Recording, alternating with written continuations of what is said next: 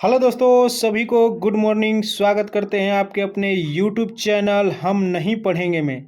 लेकिन दोस्तों, अगर नौकरी लेना है और सपने को पूरा करना है तो पढ़ना तो पड़ेगा ही।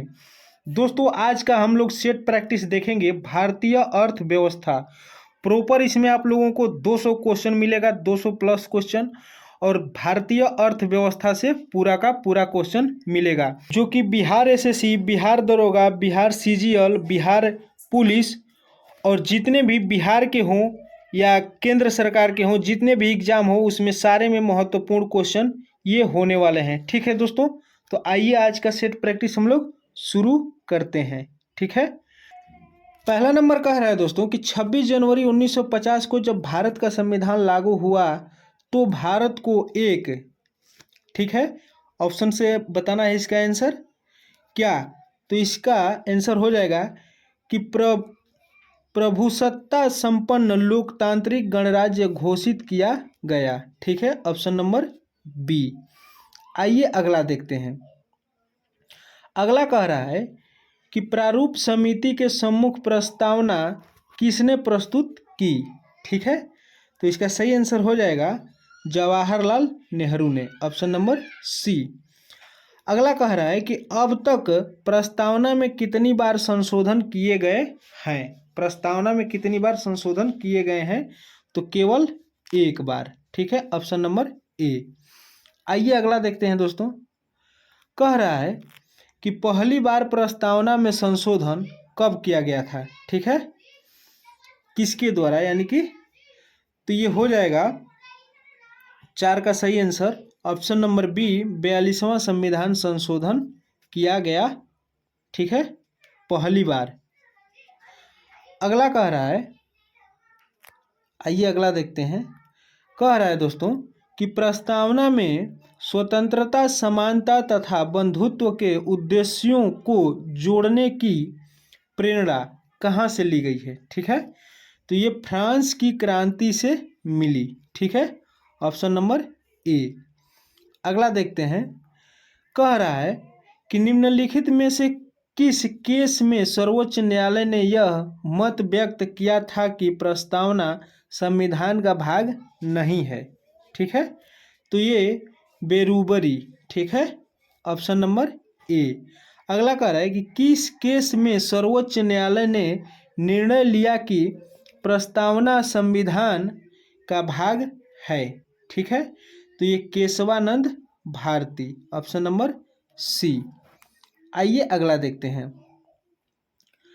अगला कह रहा है दोस्तों कि निम्नलिखित में से किसे संविधान की आत्मा बताया गया है।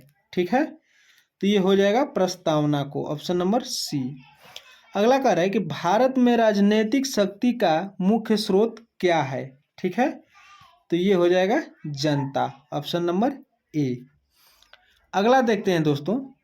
अगला कह रहा है कि भारतीय संविधान संघ को क्या नाम प्रदान करता है। ठीक है, तो ये इंडिया अथवा भारत, ऑप्शन नंबर ए।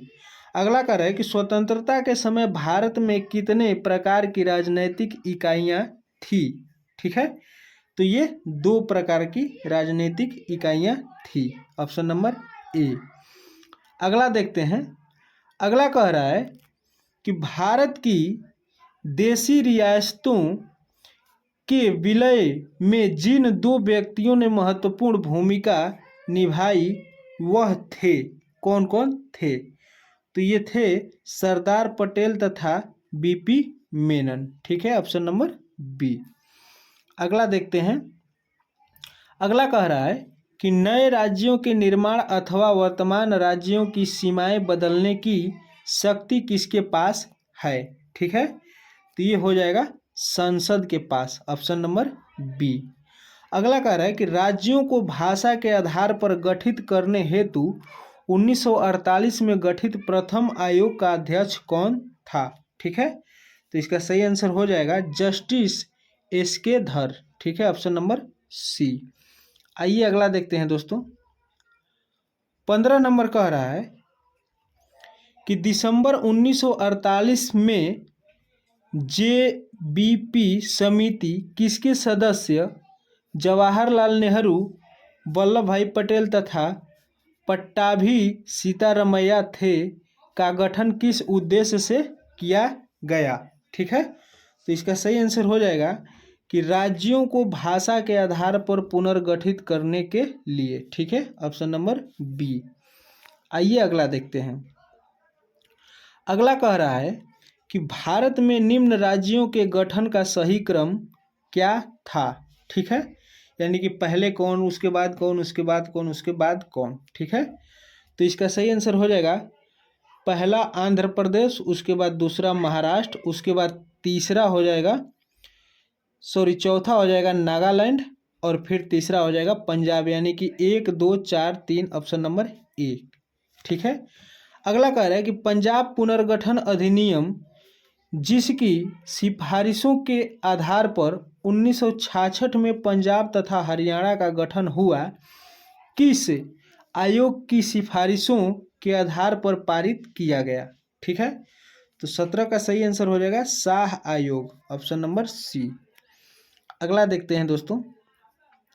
कह रहा है कि निम्नलिखित में से किन राज्यों को पहले स्वायत्त राज्य तथा बाद में संपूर्ण राज्य का दर्जा दिया गया? ठीक है, तो इसका सही आंसर हो जाएगा मेघालय तथा सिक्किम को, ऑप्शन नंबर ए। अगला कह रहा है कि विभिन्न संघीय क्षेत्रों का प्रशासनिक ढांचा, ठीक है, कैसा है या किसने तैयार किया या किस पे आधारित है? ठीक है, तो इसका सही आंसर हो जाएगा संसद द्वारा निर्धारित किया जाता है, ऑप्शन नंबर सी। अगला देखते हैं। अगला कह रहा है दोस्तों कि 1960 के पश्चात निम्न राज्यों का गठन किया गया, इनके गठन का सही क्रम क्या था? ठीक है, तो इसका सही आंसर हो जाएगा ऑप्शन नंबर डी, यानी कि पहले 3 नागालैंड, उसके बाद 1 हरियाणा, उसके बाद 4 मेघालय, उसके बाद सिक्किम। ठीक है, ऑप्शन नंबर डी। आइए अगला देखते हैं दोस्तों।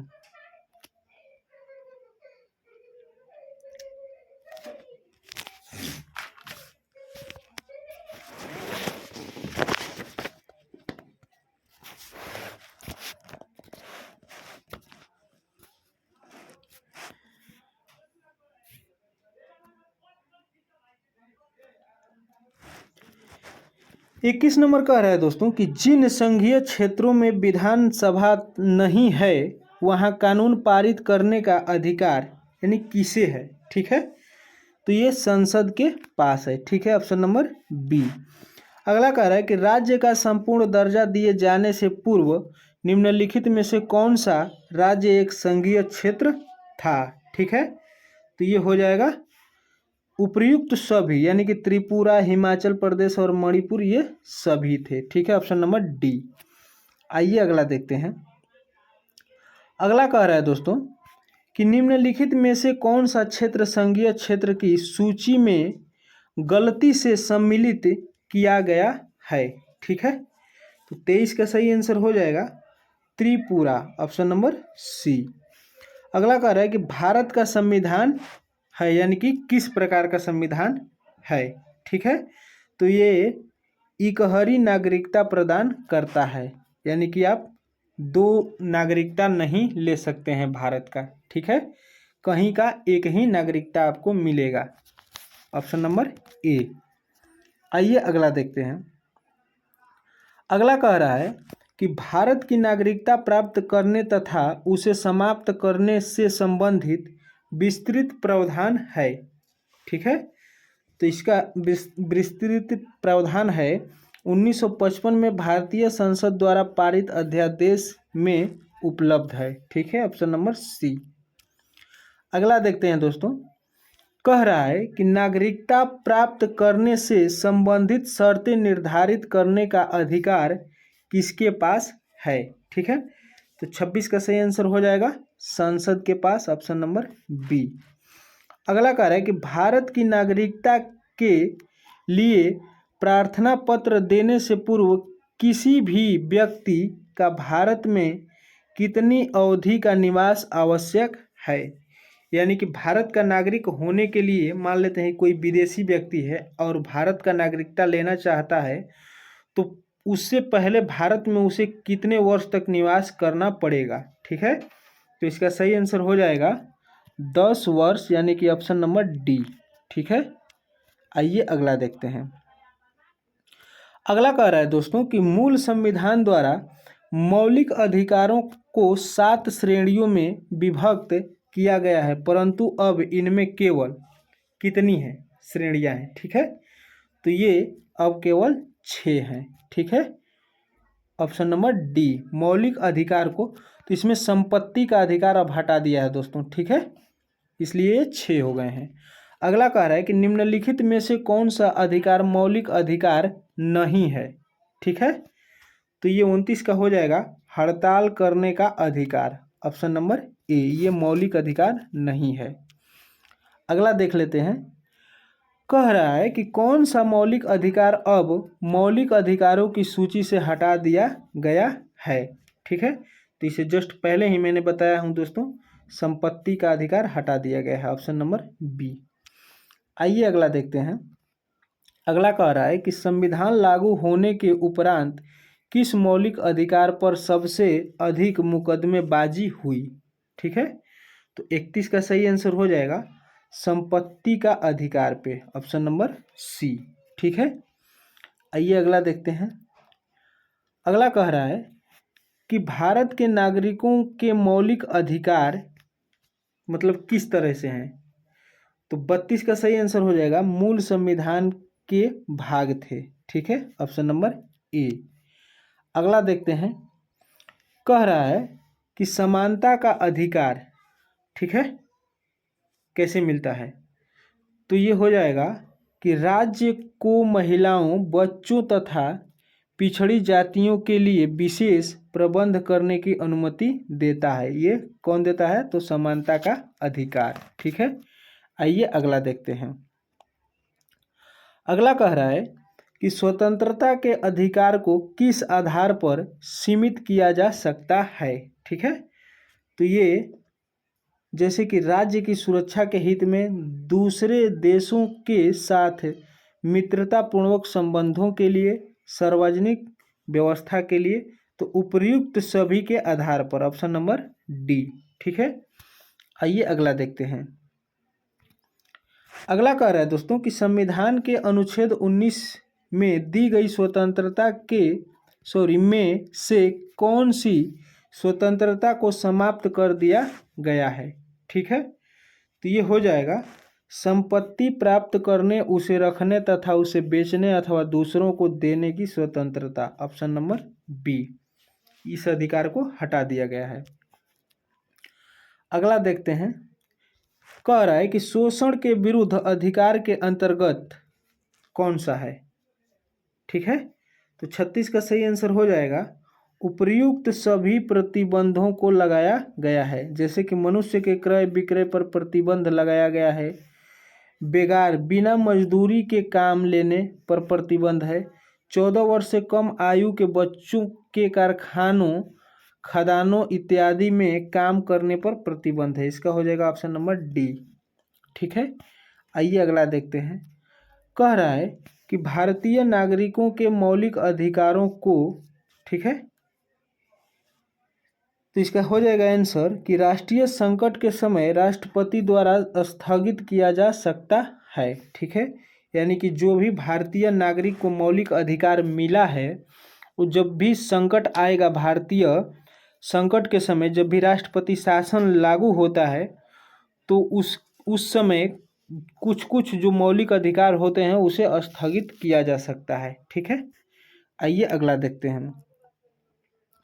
अगला कह रहा है कि निवारक निरोध अधिनियम किस अधिकार पर प्रतिबंध लगाता है। ठीक है, तो ये स्वतंत्रता के अधिकार पर, ऑप्शन नंबर सी। आइए अगला देखते हैं दोस्तों। 39 नंबर कह रहा है नागरिकों के मौलिक अधिकारों पर न्याय संगत प्रतिबंधन लगाने का अधिकार किसे प्राप्त है। ठीक है, तो ये संसद को, ऑप्शन नंबर बी। अगला देखते हैं। कह रहा है कि यह निर्णय करने का अधिकार किसे है कि नागरिकों के मौलिक अधिकारों पर लगाए गए प्रतिबंध उचित है अथवा नहीं, ये कौन निर्णय ले सकता है? तो न्यायालयों को। ठीक है, ऑप्शन नंबर सी। आइए अगला देखते हैं।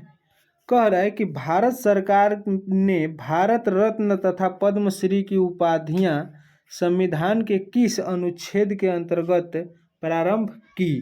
ठीक है, तो इसका सही आंसर हो जाएगा अनुच्छेद 18, ऑप्शन नंबर बी। ठीक है दोस्तों, आइए अगला देखते हैं। अगला कह रहा है कि संविधान द्वारा प्रदान किए गए मौलिक अधिकारों में से कौन सा मौलिक अधिकार गैर नागरिकों को उपलब्ध है? ठीक है, तो ये संवैधानिक संरक्षण की स्वतंत्रता। ठीक है, ऑप्शन नंबर डी। अगला देखते हैं।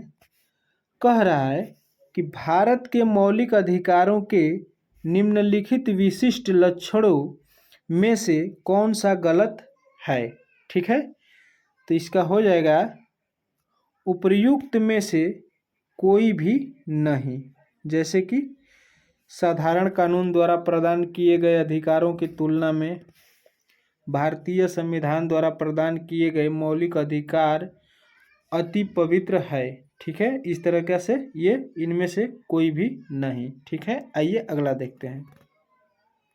44 नंबर कह रहा है दोस्तों कि राष्ट्रीय गान के अनिवार्य रूप से गाए जाने के संबंध में निम्न कथनों पर विचार करें। ठीक है, तो इसका सही आंसर हो जाएगा 44 का। आइए देखते हैं।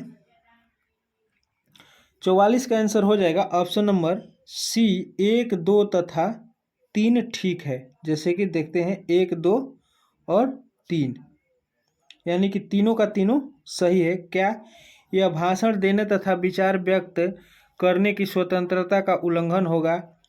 यह अंतःकरण धर्म के मानने तथा उसका प्रयास करने की स्वतंत्रता का उल्लंघन होगा?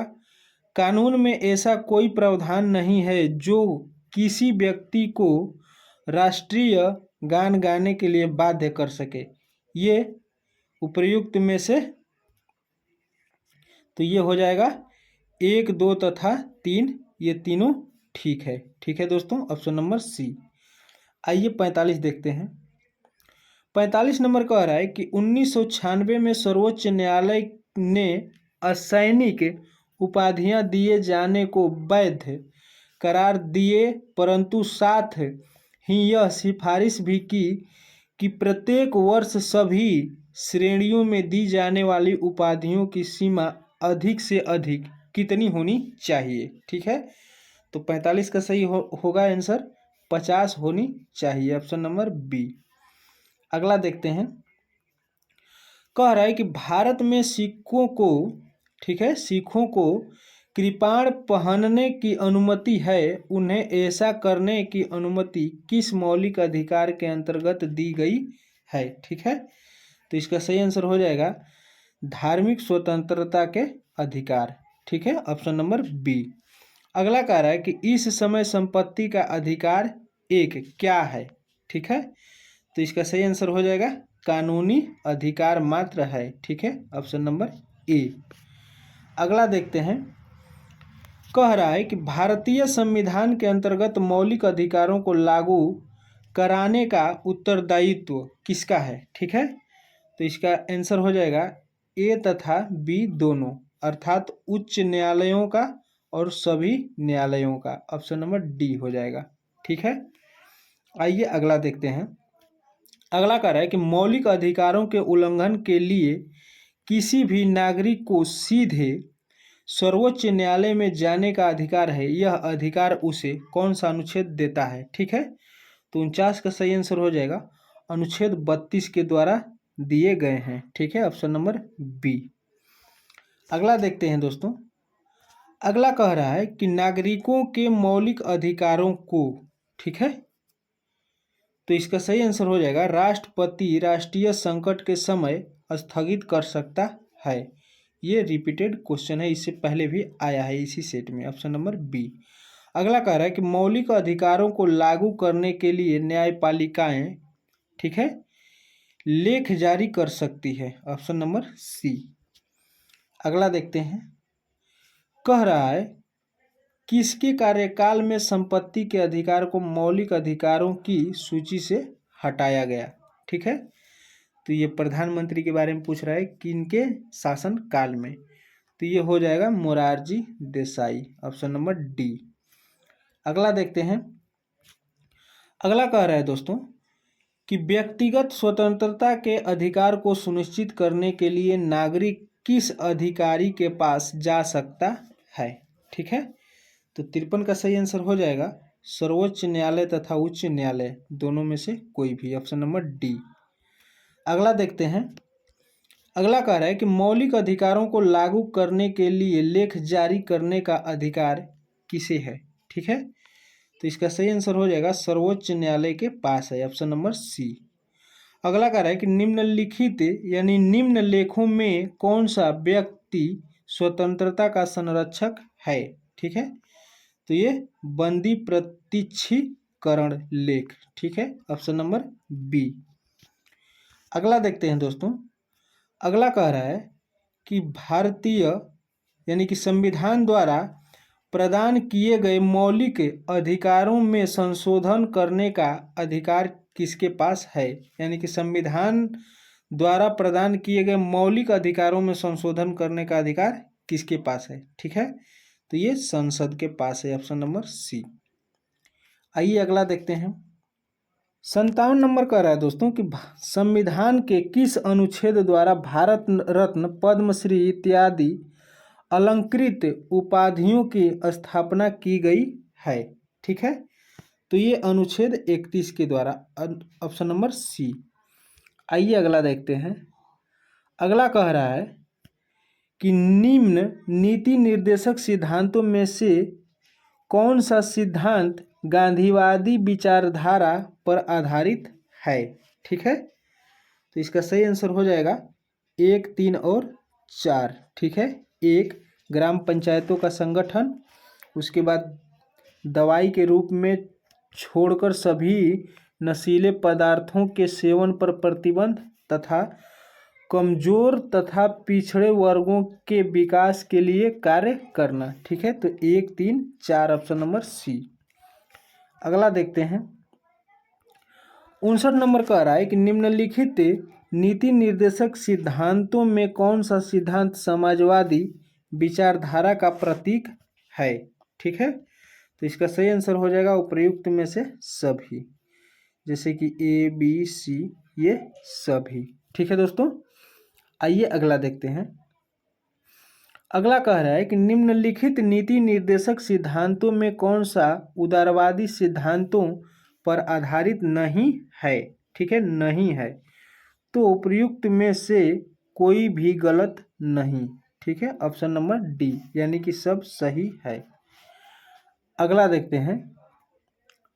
अगला कह रहा है कि संविधान केंद्र सरकार की समस्त कार्यकारिणी शक्ति किसके पास है। ठीक है, तो इसका सही आंसर हो जाएगा राष्ट्रपति को प्रदान करता है। ठीक है, ये संविधान केंद्र सरकार की समस्त कार्यकारिणी की शक्ति, ऑप्शन नंबर ए। अगला कह रहा है कि भारत का राष्ट्रपति क्या है। ठीक है, तो भारत का राष्ट्रपति दोस्तों ये राज्य का अध्यक्ष है। ठीक है, ऑप्शन नंबर ए। अगला देखते हैं।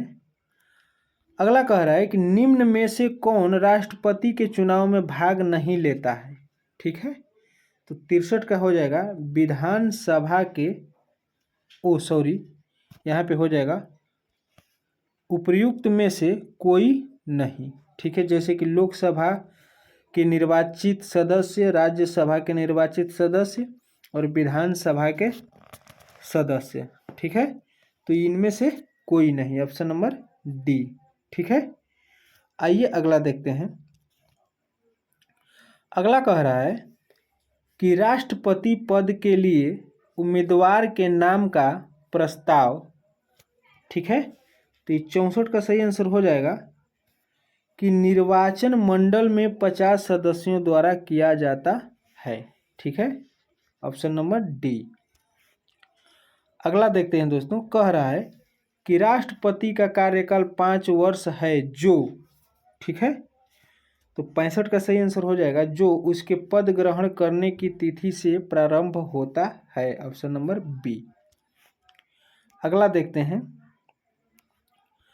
अगला कह रहा है कि भारतीय गणराज्य के दूसरे राष्ट्रपति कौन थे, यानी कि भारत का दूसरा राष्ट्रपति पूछ रहा है दोस्तों। तो इसका सही आंसर हो जाएगा डॉक्टर एस राधा कृष्णन, ठीक है, ऑप्शन नंबर बी। अगला कह रहा है कि राष्ट्रपति के चुनाव से संबंधित विवादों का फैसला यानी कि निर्णय कौन करता है, ठीक है। तो इसका सही आंसर हो जाएगा 67 का सर्वोच्च न्यायालय, ठीक है, ऑप्शन नंबर ए। अगला देखते हैं। अगला कह रहा है कि भारत इसलिए धर्मनिरपेक्ष राज्य है क्योंकि हमारे देश में, ठीक है, तो 68 का सही आंसर हो जाएगा राज्य का कोई धर्म नहीं है, ठीक है, ऑप्शन नंबर ए। अगला कह रहा है कि भारत के राष्ट्रपति के विरुद्ध महाभियोग प्रारंभ करने का अधिकार किसके पास है, ठीक है। तो इसका सही आंसर हो जाएगा सदन के दोनों सदनों में से कोई भी सदन इसे प्रारंभ कर सकता है, ऑप्शन नंबर सी। अगला देखते हैं।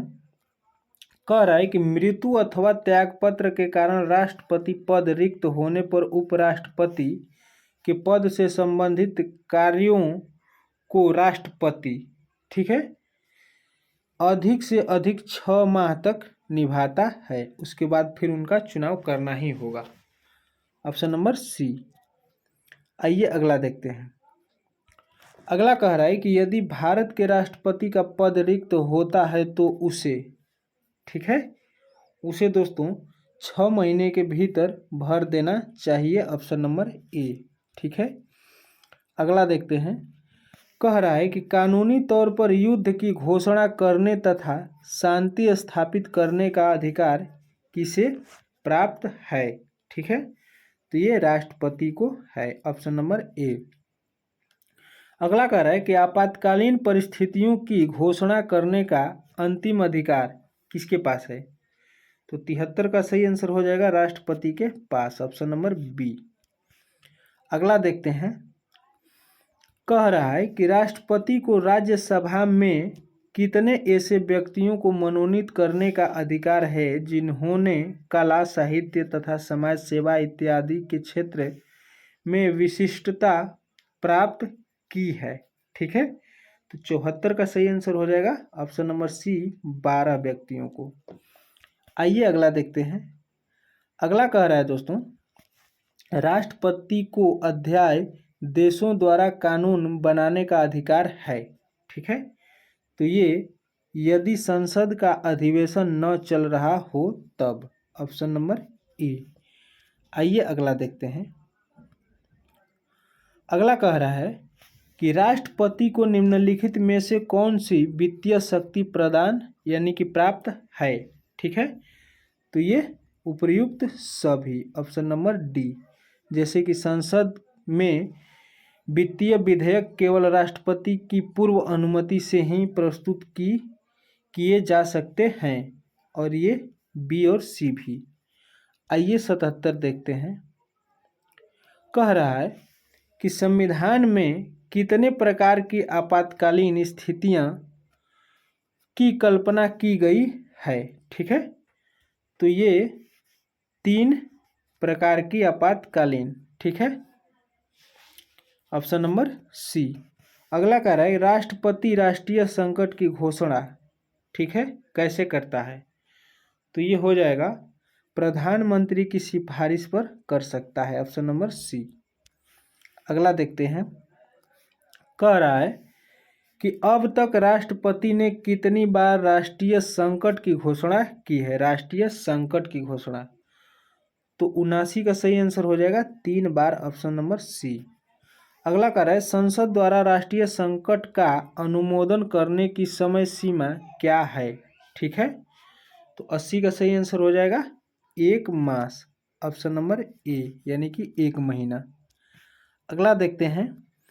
कह रहा है कि राष्ट्रपति राज्य के संवैधानिक संकट की घोषणा कब करता है या किसके सिफारिश पे करता है, ठीक है, तो ये हो जाएगा यदि वह संतुष्ट हो कि ऐसे परिस्थितियों में राज्य सरकार को संविधान के अनुसार चलाना संभव नहीं है तब कर सकता है। Option number D. अगला देखते हैं 82 नंबर कह रहा है कि संसद की अनुमति से राष्ट्रीय संकट अधिक से अधिक कितने माह तक या कितने वर्षों तक रह सकता है। ठीक है, तो ये अनिश्चित काल के लिए लागू रह सकता है। Option number D. अगला देखते हैं कह रहा है कि राष्ट्रपति वित्तीय संकट की घोषणा कर सकता है। ठीक है, तो यदि भारत की वित्तीय व्यवस्था अथवा साख को खतरा हो। ठीक है, ऑप्शन नंबर ए। अगला देखते हैं दोस्तों कह रहा है कि वित्तीय संकट के समय राष्ट्रपति, ठीक है, यानी कि उपर्युक्त में सभी कुछ कर सकता है, उपर्युक्त सभी कुछ कर सकता है। Option number D. जैसे कि सर्वोच्च न्यायालय तथा उच्च न्यायालय के न्यायाधीशों के वेतन में कटौती का आदेश दे सकता है, केंद्र तथा राज्य सरकार के कर्मचारियों के वेतन में कटौती का आदेश दे सकता है, राज्यों को राज्य के विधायिका द्वारा पारित सभी धन संपत्ति अथवा वित्तीय विधेयकों को सुरक्षित रखने के लिए कह सकता है। ठीक है, इनमें से सभी। आइए अगला देखते हैं। अगला कह रहा है कि अब तक राष्ट्रपति द्वारा कितनी बार वित्तीय संकट घोषित किया गया है। ठीक है, तो ये कभी भी नहीं। Option number D. अगला देखते हैं दोस्तों। अगला कह रहा है कि राष्ट्रपति अपनी स्वविवेक शक्तियों का प्रयोग कब कर सकता है। ठीक है, तो ये आइए देखते हैं 2 और 4 और 2 और 4। ऑप्शन नंबर डी क्या है 2 और 4 में? 4 में है जब वह विधानमंडल द्वारा किए गए परामर्श को पुनर्विचार हेतु भेजने का निर्णय करता है। और 2 में क्या है? 2 में है जब लोकसभा में किसी भी दल का बहुमत न हो तथा उसे प्रधानमंत्री को चुनना है तब। किस हिसाब से ऑप्शन नंबर डी हो जाएगा। ठीक है, 2 और 4। ठीक है दोस्तों, आइए अगला देखते हैं। अगला कह रहा है कि संविधान के किस अनुच्छेद के अंतर्गत राष्ट्रपति के विरुद्ध महाभियोग चलाया जा सकता है। ठीक है, तो 87 का सही आंसर हो जाएगा अनुच्छेद 61 के तहत। Option number D. अगला देखते हैं दोस्तों। अगला कह रहा है कि संसद अथवा राज्य विधानसभा तथा सभा का सदस्य राष्ट्रपति के रूप में निर्वाचित हो सकता है परंतु, ठीक है, तो 88 का हो जाएगा परंतु निर्वाचित होते ही उसे अपनी सदस्यता छोड़नी पड़ती है। ठीक है, ऑप्शन नंबर बी। अगला देखते हैं। अगला कह रहा है कि अब तक भारत के राष्ट्रपति ने वीटो का प्रयोग केवल एक बार कब किया है। ठीक है, तो ये भारतीय डाकघर संशोधन विधेयक पर किया है। ठीक है, ऑप्शन नंबर सी। अगला देखते हैं। अगला कह रहा है कि राष्ट्रपति द्वारा प्रसारित अध्यादेश प्राय यानी कि कितने दिनों तक रहता है। तो ये संसद के अगले सत्र के प्रारंभ होने के पश्चात 6 सप्ताह तक लागू रहते हैं। Option number C. अगला देखते हैं। कह रहा है कि राष्ट्रपति का अभिभाषण, ठीक है, कौन तैयार करता है या किसके द्वारा तैयार किया जाता है। तो ये प्रधानमंत्री तथा उनके मंत्रिमंडल द्वारा तैयार किया जाता है। Option number D. ठीक है, आइए अगला देखते हैं। अगला कह रहा है कि निम्नलिखित में से कौन राष्ट्रपति द्वारा नियुक्त किया जाता है। राष्ट्रपति द्वारा तो 1, 2, 3 ऑप्शन नंबर डी 1, 2, 3 में क्या है? राज्य का राज्यपाल, उच्च न्यायालय के मुख्य न्यायाधीश तथा अन्य न्यायाधीश, सर्वोच्च न्यायालय का मुख्य न्यायाधीश तथा अन्य न्यायाधीश। ठीक है, ऑप्शन नंबर डी। आइए अगला देखते हैं।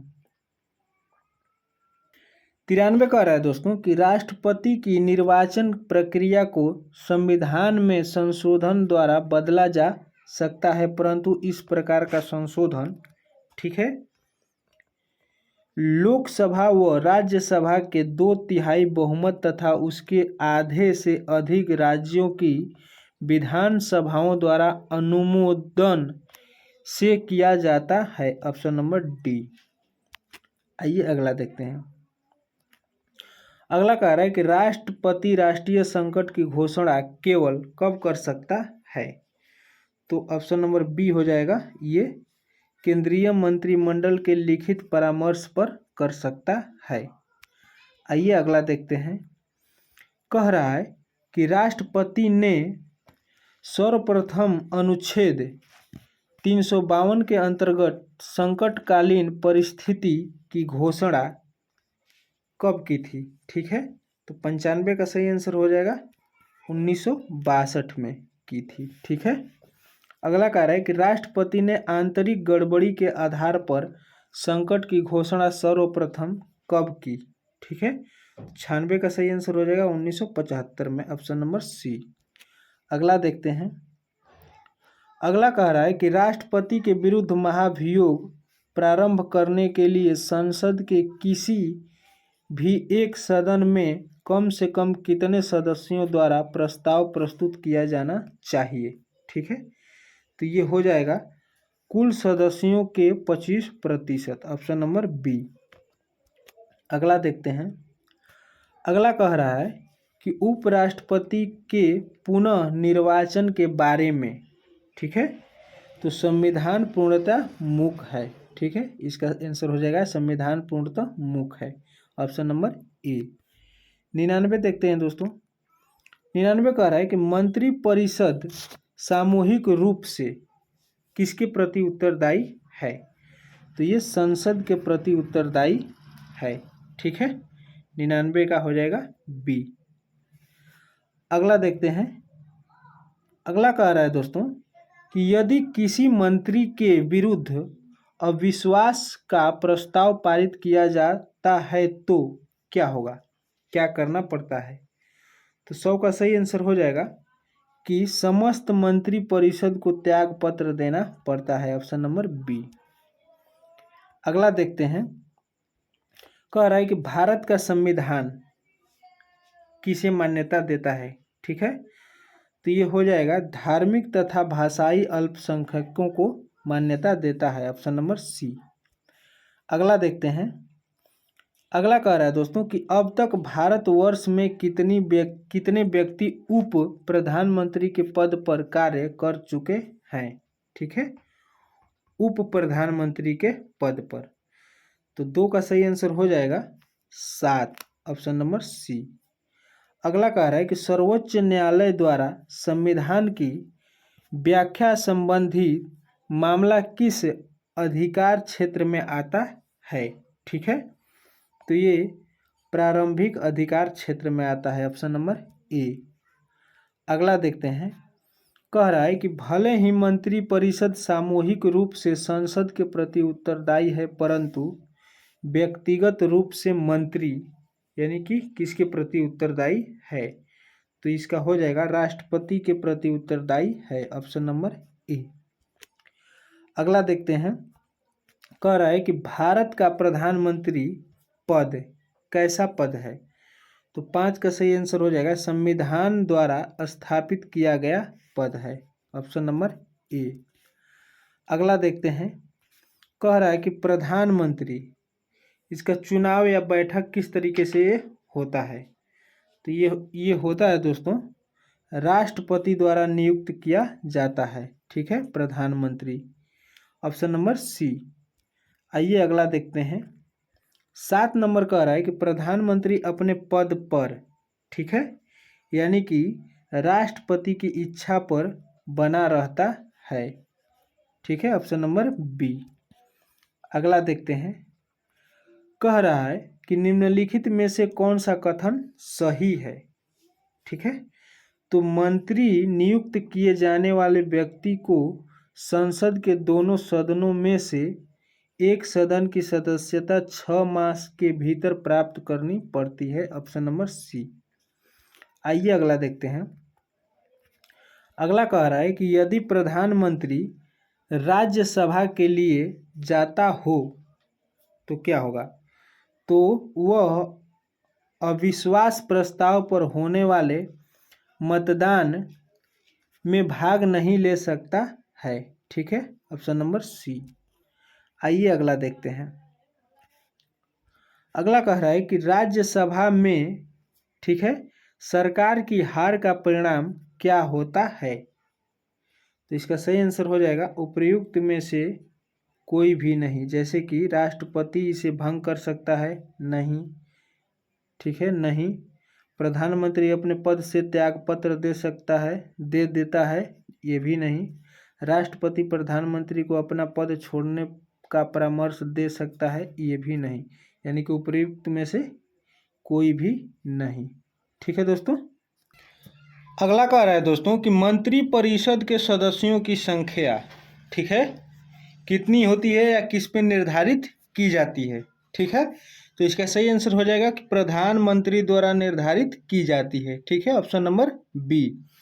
अगला कह रहा है कि प्रधानमंत्री नियुक्त होते समय निम्न में से कौन संसद के सदस्य नहीं थे। ठीक है, यानी कि जब वो प्रधानमंत्री बने तो वो संसद के सदस्य नहीं थे।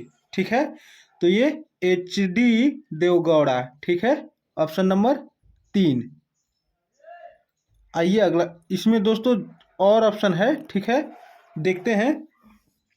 तो इसमें कौन कौन नहीं थे, 2, 3 और 4, यानी कि पी.वी. नरसिम्हा राव, एच.डी. देवगौड़ा और मोरारजी देसाई। ठीक है, ये 3 लोग उस समय क्या थे, संसद के सदस्य नहीं थे। ठीक है, ये 3 लोग।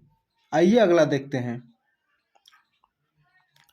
अगला कह रहा है कि संसद में अविश्वास मत से संबंधित कथनों पर विचार करें। ठीक है, तो इसका सही आंसर हो जाएगा। आइए देखते हैं हम लोग क्या क्या इसमें सही होने वाला है। इसका सही आंसर हो जाएगा ए। ठीक है, 2 और 3 सही है। जैसे कि 2 अविश्वास प्रस्तावों को प्रस्तुत करने में कम से कम 6 मास का अंतर होना चाहिए। ठीक है, और अगला हो जाएगा कि संसद में अविश्वास प्रस्ताव प्रस्तुत करने के लिए इसे कम से कम 100 सदस्यों का समर्थन प्राप्त होना चाहिए। ठीक है, तो ए, 2 तथा 3 सही है। ठीक है, अगला देखते हैं 14 नंबर कह रहा है 114 कि भारत के प्रधानमंत्री की स्थिति ब्रिटेन के प्रधानमंत्री से श्रेष्ठ है, क्योंकि, क्यों श्रेष्ठ है भाई। तो उसके पद को संवैधानिक मान्यता प्राप्त है। ठीक है, ऑप्शन नंबर ए। आइए अगला देखते हैं। कह रहा है कि लोकसभा में सदस्यों की किस आधार पर स्थान प्रदान किए गए हैं। ठीक है, तो इसका सही आंसर हो जाएगा जनसंख्या के आधार पर, ऑप्शन नंबर बी। अगला कह रहा है दोस्तों कि राष्ट्रीय संकट के समय राष्ट्रपति को लोकसभा के कार्यकाल में वृद्धि करने का अधिकार है। एक समय में यह वृद्धि अधिक से अधिक कितने समय के लिए की जा सकती है। ठीक है, तो ये 6 माह के लिए अधिक वृद्धि किया जा सकता है। ठीक है, आइए अगला देखते हैं। 117 कह रहा है दोस्तों कि लोकसभा में शून्यकाल की अवधि अधिक से अधिक कितनी हो सकती है। शून्यकाल की अवधि, ठीक है, तो ये अनिश्चित काल के लिए हो सकती है। ठीक है, ऑप्शन नंबर सी। अगला देखते हैं। अगला कह रहा है कि लोकसभा द्वारा धन की अग्रिम स्वीकृति, ठीक है, किस कार्य के लिए दी जाती है। ठीक है, तो इसका सही आंसर हो जाएगा बजट प्रस्तुत किए जाने तथा उसके पारित किए जाने के मध्य होने वाले खर्च के लिए, ऑप्शन नंबर ए। अगला देखते हैं। अगला कह रहा है कि सदन में आधे घंटे की बहस के लिए किसे नोटिस देना पड़ता है। ठीक है, तो ये सदन के सेक्रेटरी जनरल को, ऑप्शन नंबर बी। अगला देखते हैं। 120 कह रहा है कि राज्यसभा के सदस्य मनोनीत सदस्यों को छोड़कर, ठीक है, ये कैसा होते हैं या किस तरीके से चुने जाते हैं, ठीक है। तो ये राज्य की विधान परिषदों द्वारा चुने जाते हैं, ठीक है, ऑप्शन नंबर सी। अगला देखते हैं, इसमें क्वेश्चन बहुत हाई लेवल के हैं दोस्तों, ठीक है। अगला कह रहा है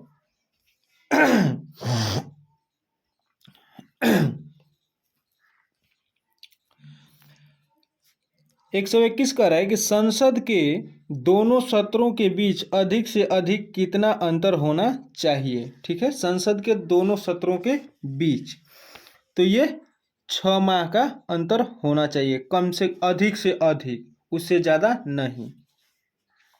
अगला कह रहा है बजट के साथ कौन से विधेयक संसद में प्रस्तुत किए जाते हैं, ठीक है। तो ये वित्तीय विधेयक तथा विनियोग विधेयक, ऑप्शन नंबर सी। आइए अगला देखते हैं। अगला कह रहा है कि निम्न में से किसके द्वारा अविश्वास प्रस्ताव पास किए जाने पर मंत्रिपरिषद को त्यागपत्र देना पड़ता है, ठीक है।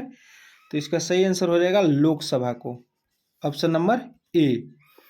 अगला देखते हैं, कह रहा है कि संसद के सदस्यों को किस मामले में कानूनी कार्यवाही से मुक्त रखा गया है, ठीक है।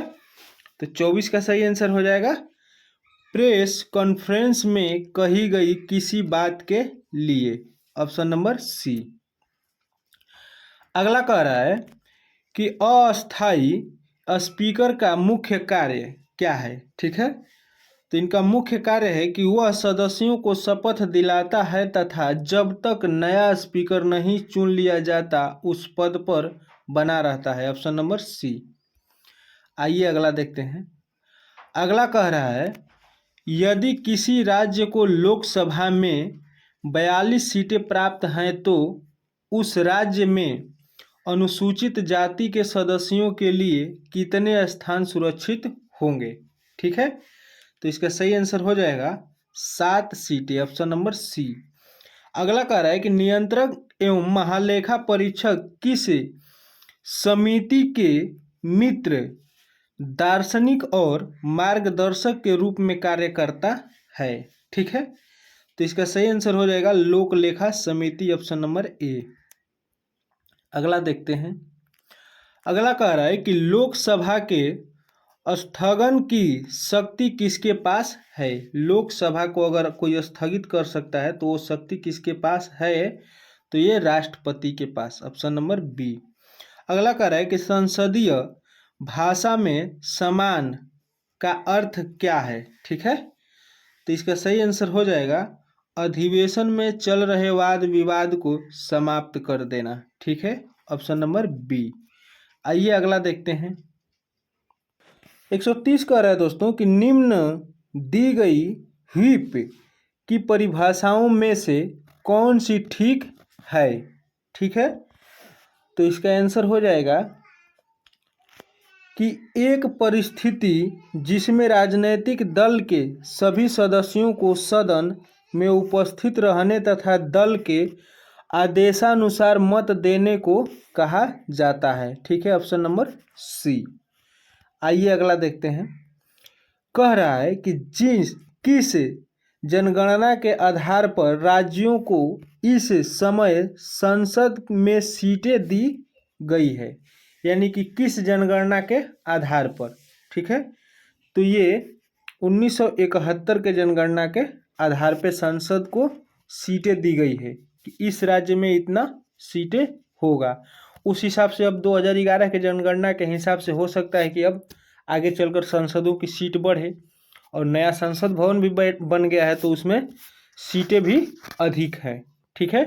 पुराने वाले में बैठने के लिए जगह भी कम था, अब जगह भी ज़्यादा हो गया है तो हो सकता है कि संसदों का सीट बढ़े। अगला देखते हैं दोस्तों। कह रहा है कि निम्नलिखित में से कौन लोकसभा का सर्वप्रथम प्रमाणित विरोधी दल का नेता था, ठीक है। तो 32 का सही आंसर हो जाएगा YB चौहान, ठीक है, चौहान।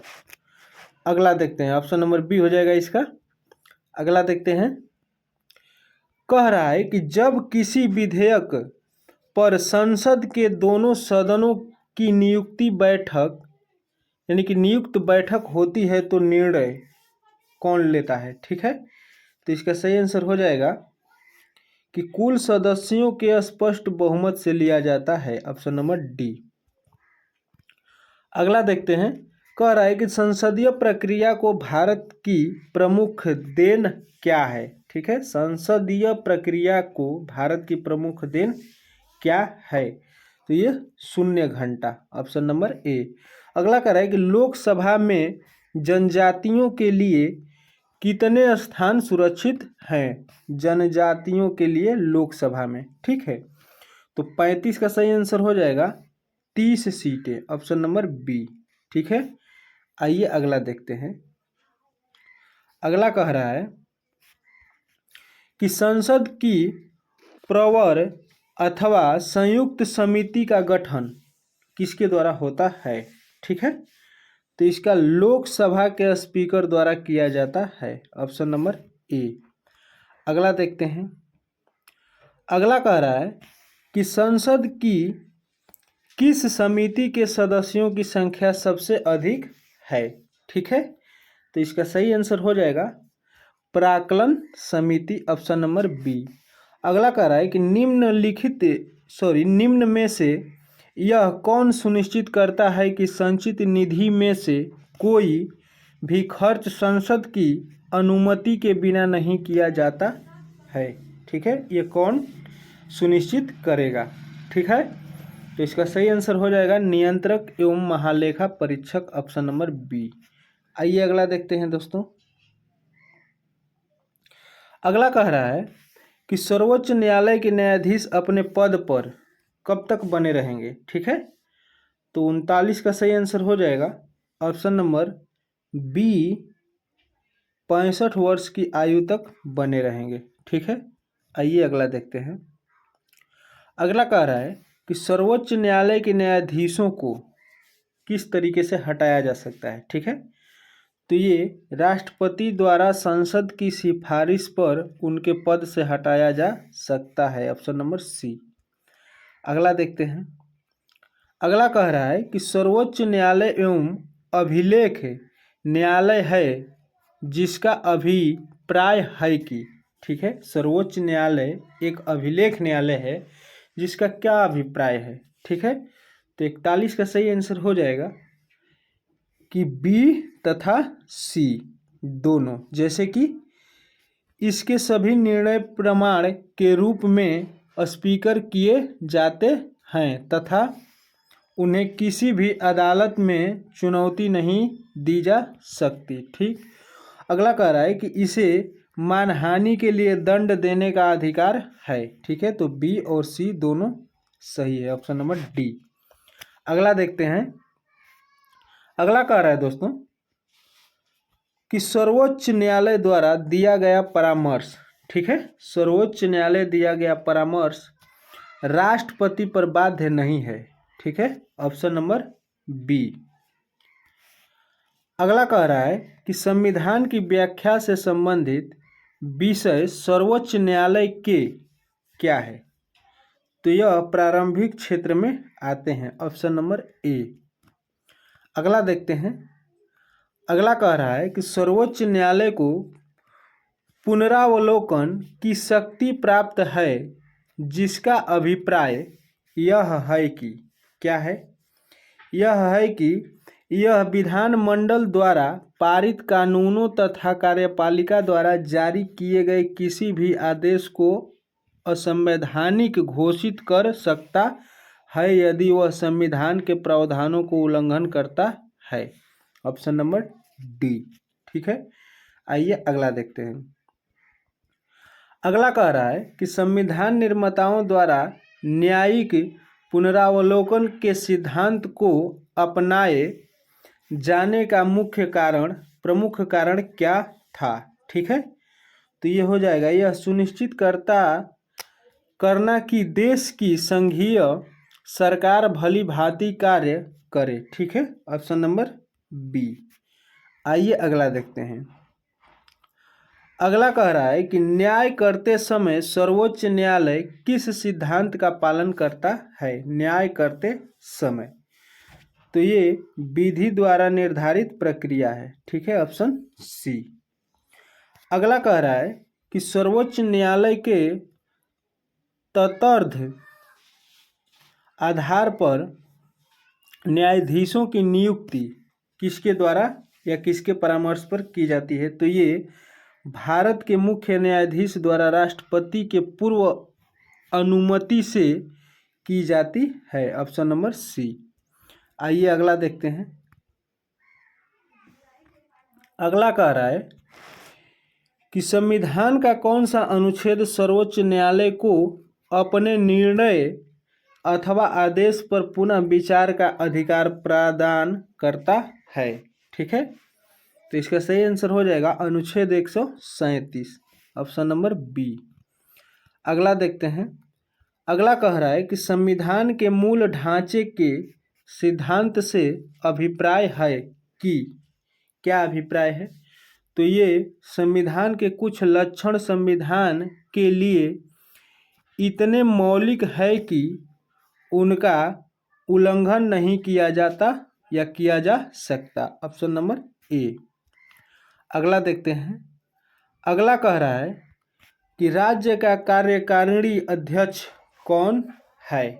ठीक है, तो ये राज्यपाल होता है। Option number B. अगला कह रहा है कि राज्य का राज्यपाल, ठीक है, तो ये राष्ट्रपति द्वारा नियुक्त किया जाता है। Option number C. अगला देखते हैं। कह रहा है कि राज्य का राज्यपाल अपने पद पर कब तक बने रहेंगे?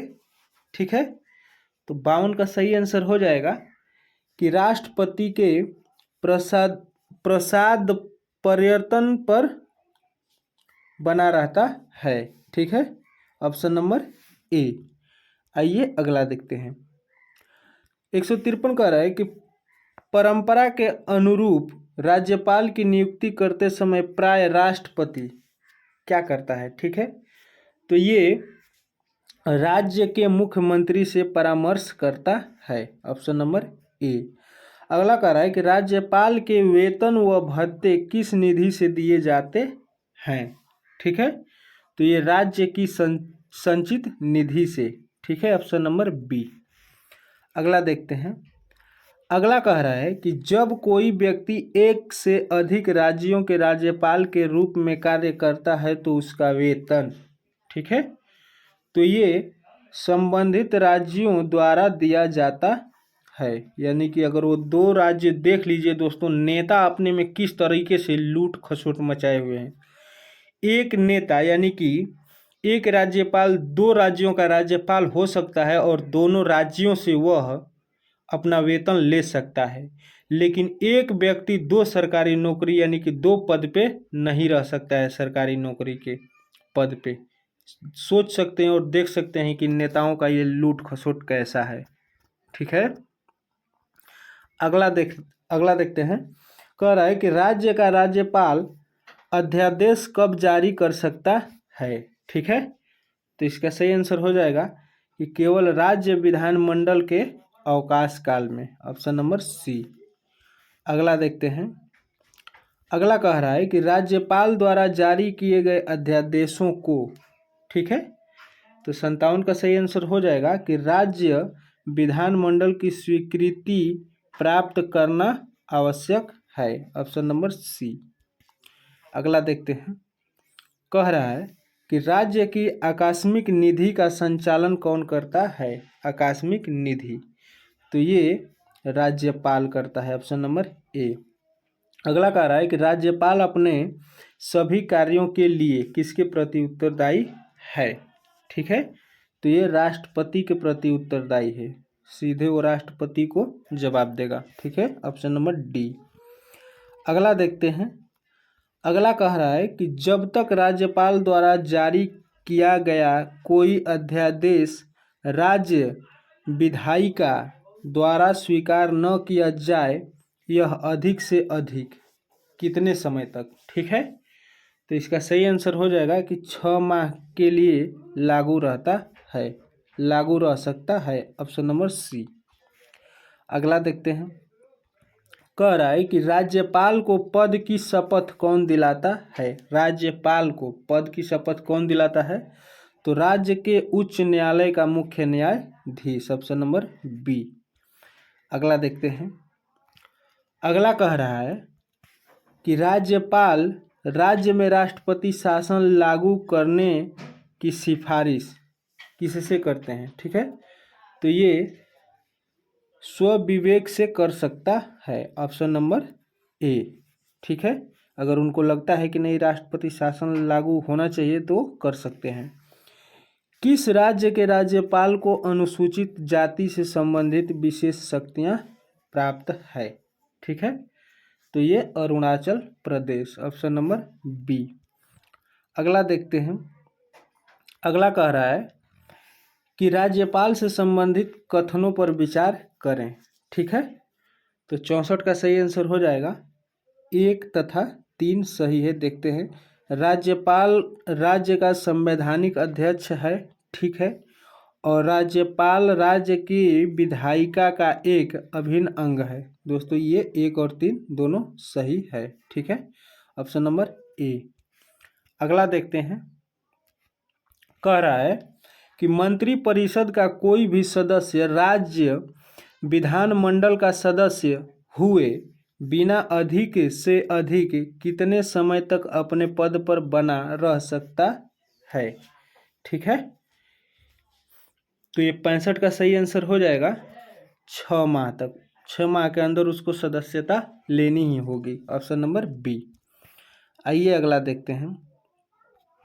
कह रहा है कि राज्य के मंत्रिपरिषद के सदस्यों को विभाग कौन बांटता है? ठीक है, तो इसका सही आंसर हो जाएगा ऑप्शन नंबर डी, राज्यपाल मुख्यमंत्री के परामर्श से, ऑप्शन नंबर डी। अगला देखते हैं दोस्तों। 67 कह रहा है कि राज्य की मंत्रिपरिषद के सदस्यों के वेतन तथा भत्ते कौन निर्धारित करता है? ठीक है, तो ये राज्य विधानमंडल, ऑप्शन नंबर ए। आइए अगला देखते हैं। अगला कह रहा है कि यदि किसी राज्य की विधानसभा में किसी दल को पूर्ण बहुमत नहीं प्राप्त हो तो राज्यपाल किसके अनुसार कार्रवाई करेगा? ठीक है, तो ये स्वनिर्णयानुसार। ठीक है, ऑप्शन नंबर डी। अगला देखते हैं। अगला कह रहा है कि राज्य की मंत्रिपरिषद सामूहिक रूप से किसके प्रति उत्तरदायी होते हैं? तो ये विधानसभा के प्रति उत्तरदायी होते हैं, ऑप्शन नंबर ए। अगला देखते हैं। अगला कह रहा है कि यदि भारत का प्रधानमंत्री भारत के राष्ट्रपति को अपना त्यागपत्र देता है तो उसे किसका त्यागपत्र माना जाएगा? ठीक है, यदि भारत का प्रधानमंत्री भारत के राष्ट्रपति को अपना त्यागपत्र देता है तो उसे किसका त्यागपत्र माना जाएगा? तो 70 का सही आंसर हो जाएगा संपूर्ण मंत्री परिषद का। ठीक है, ऑप्शन नंबर सी। अगला देखते हैं। कह रहा है कि संसद किसी भी राज्य की विधान परिषद को किसी की सिफारिश पर समाप्त कर सकता है? तो ये राज्य की विधान सभा। ठीक है, ऑप्शन नंबर बी। अगला कह रहा है कि राज्य विधानसभाओं की सदस्य संख्या भिन्न राज्यों में अलग अलग है, यह भिन्नता किस पर है? ठीक है, तो ये 60 से 500 तक, ऑप्शन नंबर ए। अगला देखते हैं। कह रहा है दोस्तों कि राज्य विधानमंडल के सदस्य किस प्रकार सरकार का ध्यान जन महत्व के मामले की ओर आकर्षित करते हैं? ठीक है, तो 73 का सही आंसर हो जाएगा स्थगन प्रस्ताव, ऑप्शन नंबर डी। अगला देखते हैं। अगला कह रहा है कि राज्य की विधान परिषद के सदस्यों की संख्या विधान सभा के सदस्यों की संख्या कितनी होती है? ठीक है, तो ये उनके संख्या के 1/3 से अधिक नहीं होनी चाहिए या हो सकती नहीं हो सकती, ऑप्शन नंबर बी। 175 कह रहा है दोस्तों, प्राय हर राज्य के में एक उच्च न्यायालय होता है, परंतु दो या इससे अधिक राज्यों के लिए एक ही उच्च न्यायालय की स्थापना की जा सकती है। ऐसा करने का अधिकार किसके पास है? तो 75 का सही आंसर हो जाएगा संसद के पास, ऑप्शन नंबर ए। अगला कह रहा है कि राष्ट्रपति उच्च न्यायालय के न्यायाधीशों की नियुक्ति किसके परामर्श के पश्चात करता है?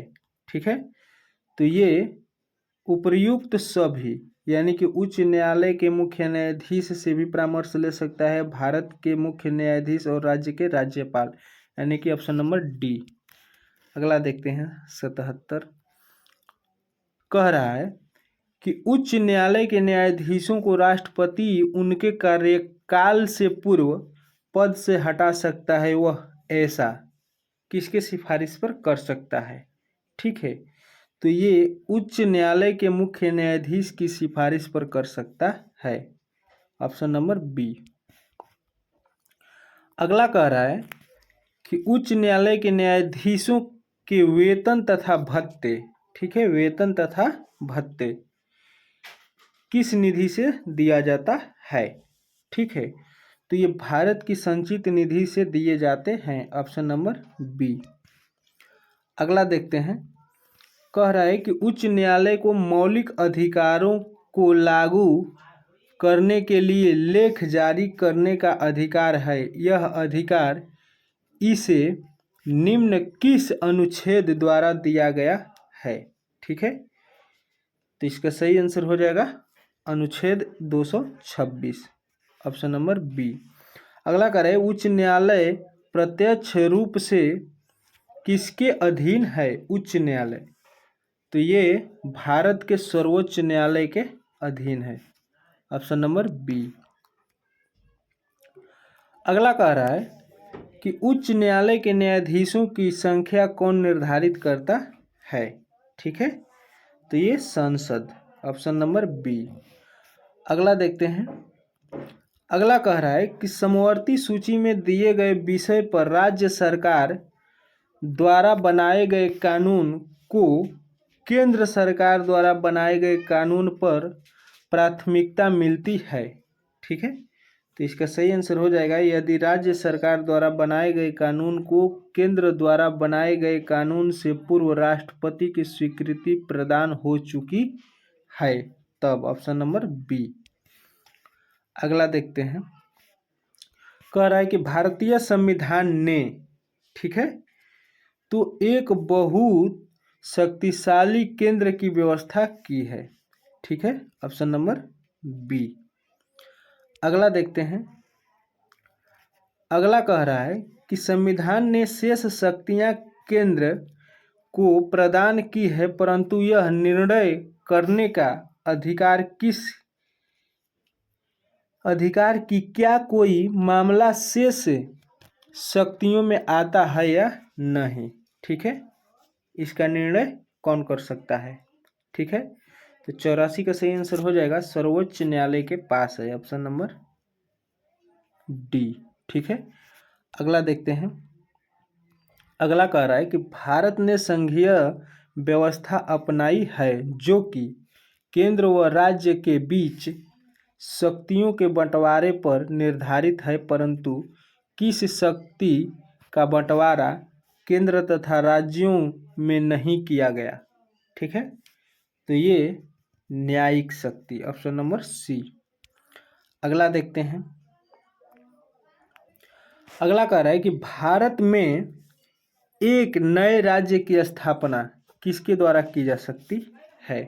ठीक है, तो ये संसद के साधारण बहुमत द्वारा की जा सकती है, ऑप्शन नंबर ए। अगला देखते हैं, कह रहा है कि कौन सा विषय 61वें संशोधन द्वारा 1989 में राज्य सूची से हटाकर समवर्ती सूची में सम्मिलित किया गया? ठीक है, तो ये उपर्युक्त सभी, ऑप्शन नंबर डी, जैसे कि सिंचाई, शिक्षा और स्वास्थ्य।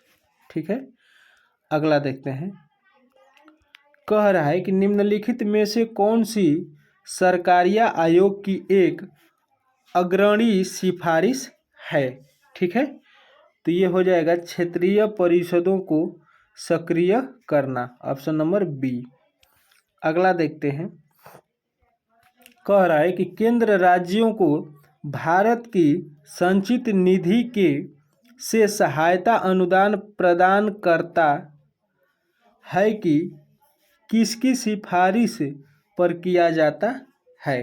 ठीक है, तो इसका सही आंसर हो जाएगा वित्त आयोग के सिफारिश पर, ऑप्शन नंबर सी।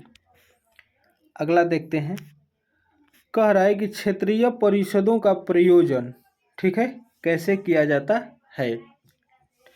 तो इसका सही आंसर हो जाएगा कि राज्य पुनर्गठन अधिनियम 1956 में किया गया। ठीक है, ऑप्शन नंबर बी। अगला कह रहा है कि संपूर्ण देश को कितनी क्षेत्रीय परिषदों में बांटा गया है, संपूर्ण देश को। तो इसका सही आंसर हो जाएगा 5 परिषदों में, क्षेत्रीय परिषदों में, ऑप्शन नंबर सी। अगला देखते हैं, कह रहा है कि क्षेत्रीय परिषदों का मुख्य उद्देश्य क्या है। क्षेत्रीय परिषदों का मुख्य उद्देश्य क्या है। तो ये राज्यों के बीच योजना तथा अन्य राष्ट्रीय महत्व के मामलों में अधिकतम सहयोग को बढ़ावा देना, ऑप्शन नंबर ए।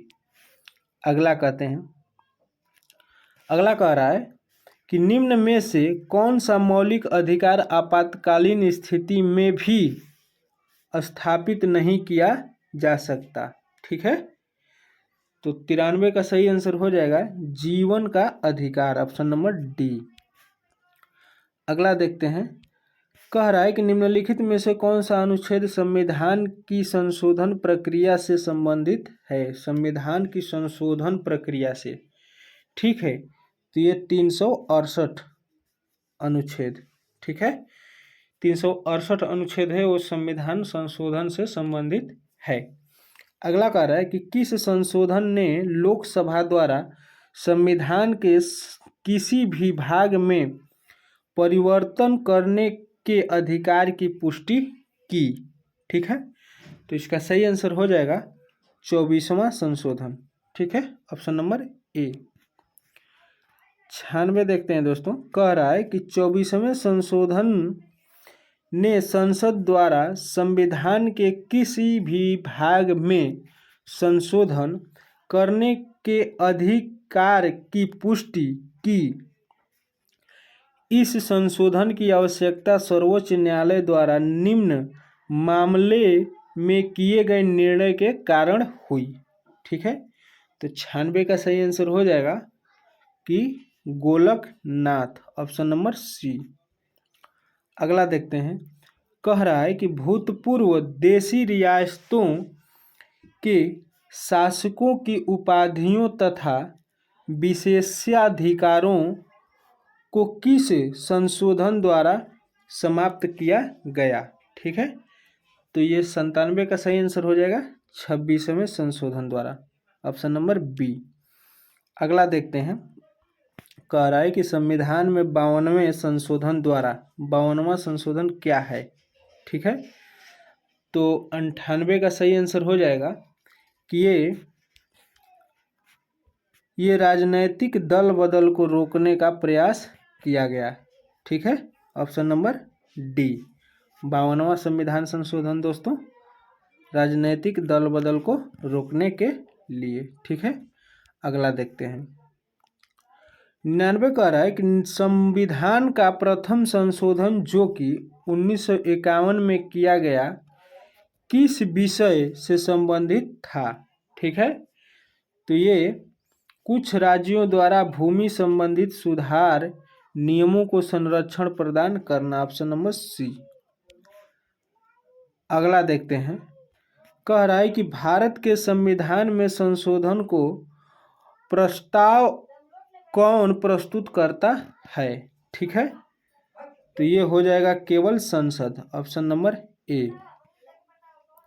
अगला कह रहा है कि किस संशोधन द्वारा नागरिकों के मौलिक अधिकारों पर देश की प्रभुसत्ता तथा अखंडता की रक्षा हेतु अंकुश लगाया गया।